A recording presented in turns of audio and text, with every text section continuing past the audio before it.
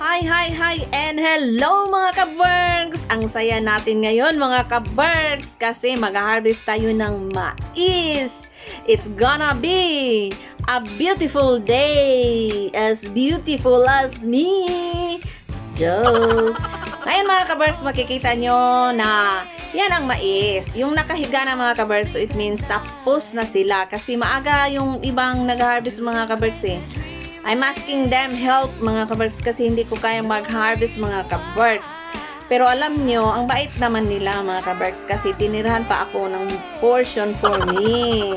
Okay lang yan mga ka-Berks kasi I love harvesting.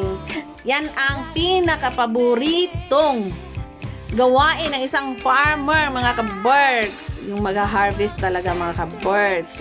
Ngayon mapapagod ang Marian Rivera ko na katawan mga ka-Berks. Ipapakita ko sa inyo mga ka-Berks ang pag-harvest ng mais. Ganyan lang po. Kukunin nyo lang sa kanyang puno tapos babaliin. It's a sign that you're done in that portion mga ka-Berks. O yan, bali lang, kuha, bali, kuha. Ganun lang po, kadali mga ka-Berks. Kaya, samahan nyo ako mga ka-Berks na mag-harvest today ng mais. Dito sa bukid mga ka-Berks, if you ask me the temperature, mainit talaga mga ka-Berks. Pero di kasing init sa syudad, na para bang pinapatikim ka na slightly kung gaano kainit ang impyerno. Uy, taga city, baka magalit kayo sa akin ha? I'm not saying that you're living in hell. I'm just comparing the temperature here and there. No humans or other living things involved. Ganun lang po. Who am I to judge? At isa pa mga ka-Berks, hindi ako judge. Ako'y isang hamak na farmer lang. Sige na nga mga ka-Berks, back to work na nga tayo mga ka-Berks. Uy, medyo malaki-laki pa itong area na harvestin ko mga ka-Berks. Pero carry lang. Ganito yung suot natin mga ka-Berks para safety tayo. Safe tayo, hindi tayo masusugatan sa pagkuha nito mais mga ka-Berks. Mais ito mga ka-Berks. Wala na kasi kaming bigas mga ka-Berks, kaya mag-harvest na ako ng mais para may bigas na kami mga ka-Berks. Ayan. Oh, laki-laki ng puso mga ka-Berks. Puso sa Bisaya mga ka-Berks. Iwan ko kung anong Tagalog nito mga ka-Berks. Basta puso ito. Hindi puso sa saging mga ka-Berks o puso sa tao. Hindi puso sa mais. Speaking of puso mga ka-Berks, Valentine's Day ngayon. Happiest Valentine's Day to all of us mga ka-Berks. Puso ang paputok ngayon. Chajak. Ngayon, dito tayo sa tanong. Ito'y common na tanong mga ka-Berks. Which is important? Money or love? Sa totoo lang mga ka-Berks, sa aking opinion, kung wala kang pera, titigil ang mundo mo mga ka-Berks. Magugutom ka mga ka-Berks kasi wala kang pambili ng pagkain, kasi wala kang pera mga ka-Berks. Yung I love you mo, yung pagmamahal mo, hindi yan kailangan ng tindera mga ka-Berks kasi hindi man magagamit yung pagmamahal mo sa tindahan mga ka-Berks. Yung tindera pera talaga ang hinahanap nila mga ka-Berks para bigyan ka ng pagkain. Alam naman natin na ang pagkain ay isang basic needs ng tao para mabuhay dito sa mundo. Hindi ka po makaisip ng pagmamahal kung gutom ang sikmura mo. Sabi nga ng aking guro noon, love is beauty. If the stomach is empty, the caldero will fly away. O yan po. Pangalawa mga ka-Berks, kung wala kang pera, wala kang pambili ng damit. Kung pupunta ka doon sa mall at bibili ng hindi ka makakabili kung wala kang pera. Yang I love you mo, nako, Security guard ang hahabol sa'yo at papalabasin ka sa mall. O di kaya doon ka sa ukay-ukayan. Yung tendera ng ukay-ukayan, mga kaberks, bugbog talaga abutin mo pag sabihin mo, I love you, gusto ko ng damit. Naku! Kaya mga kaberks, hindi man pwede tayong mag-Tarzan and Jane. Kaya kailangan talaga natin, mga kaberks, ang pera para pambili ng damit. Ang pangatlo, mga kaberks, yung aso namin talaga, mga kaberks, oy, tumigil na yung aso namin, mga kaberks, sa kakatahol. Kaya let's proceed to number 3. Kung wala kang pera, wala ka rin tirahan, mga kaberks. Basic.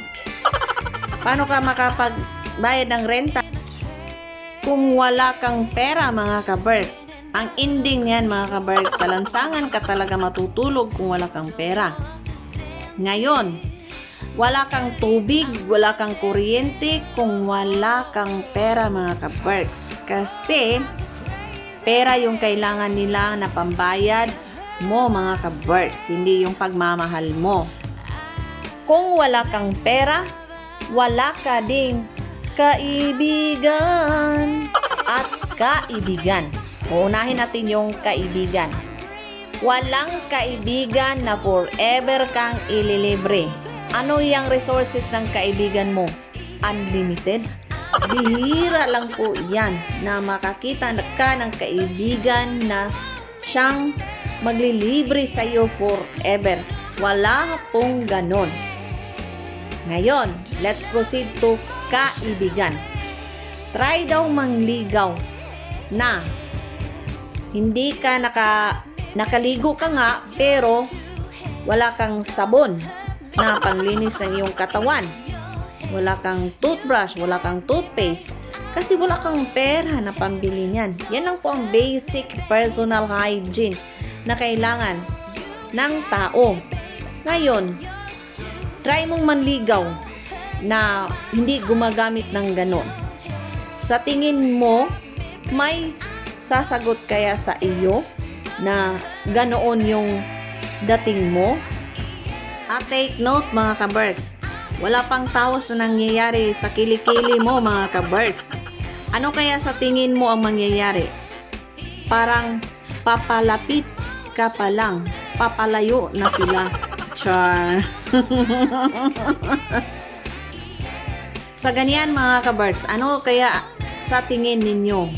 Mahahanap kaya ang dawan ninyo kung wala kayong pera? Ako na yung sasagot, mga kaberks. Walang dawan kung walang pera. Wow.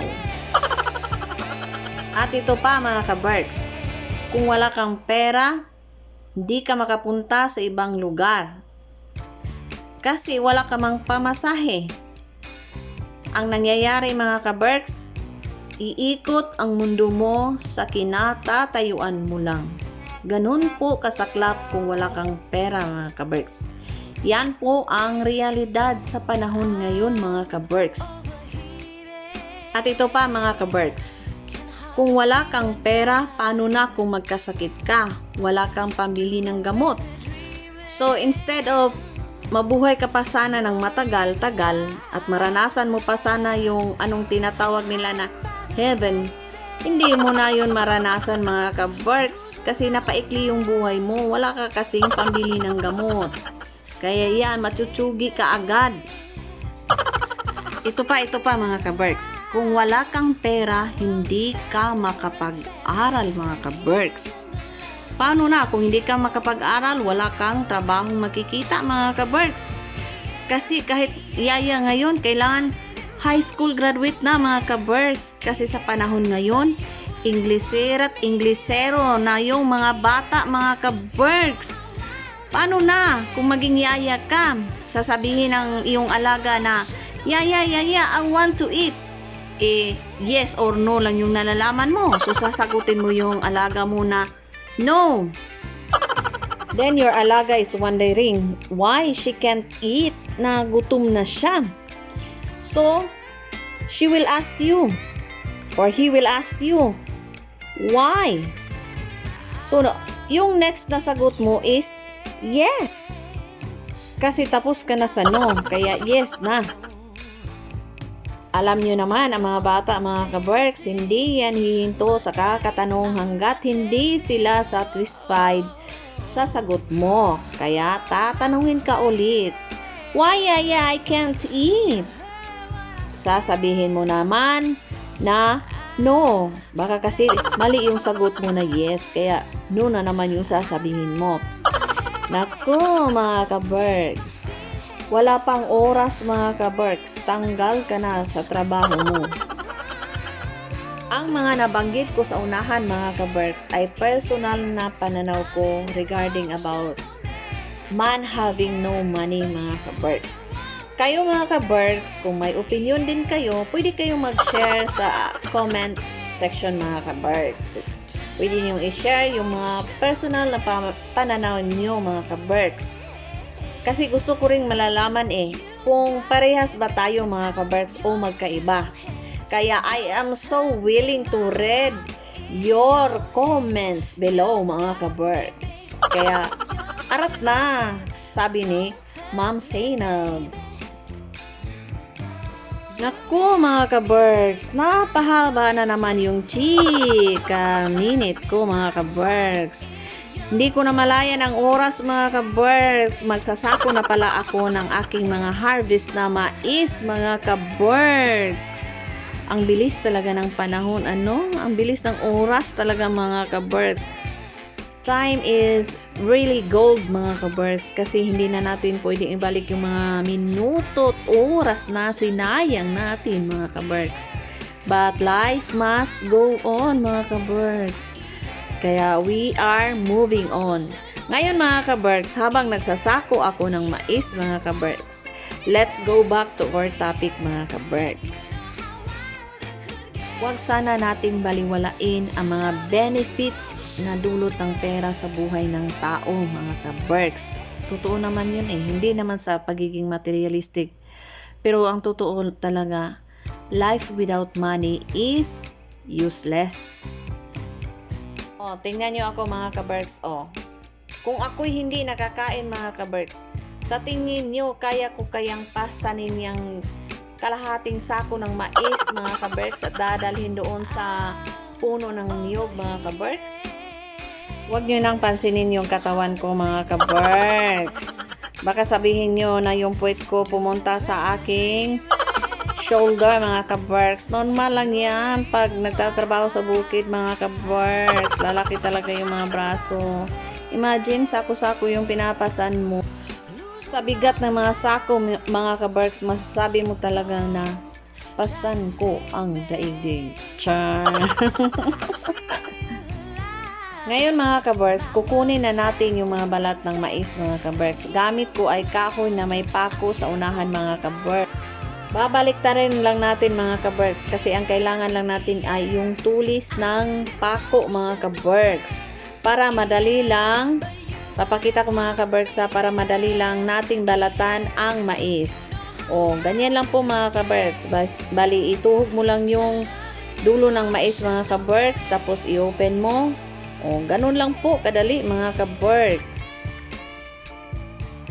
Habang tayo ay nagbabalat ng mais mga kaberks, nais ko pong manawagan sa ating mga kabataan ngayon na hindi man natin maiwasan ang maagang pakikipagrelasyon, iwasan po natin na mabuo ng maaga ang ating similya.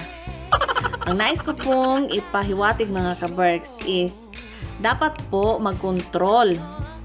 Gagamit po tayo ng contraceptive mga kaberks. Yung pills po, mura lang po mga kaberks, isang buwan na po ninyong magagamit. Tama lang po yung paggamit natin mga kaberks para hindi po tayo mabuntis ng maaga mga kaberks. Diba kondo mga kaberks? Isang box pang 3 gamitan na yun mga kaberks.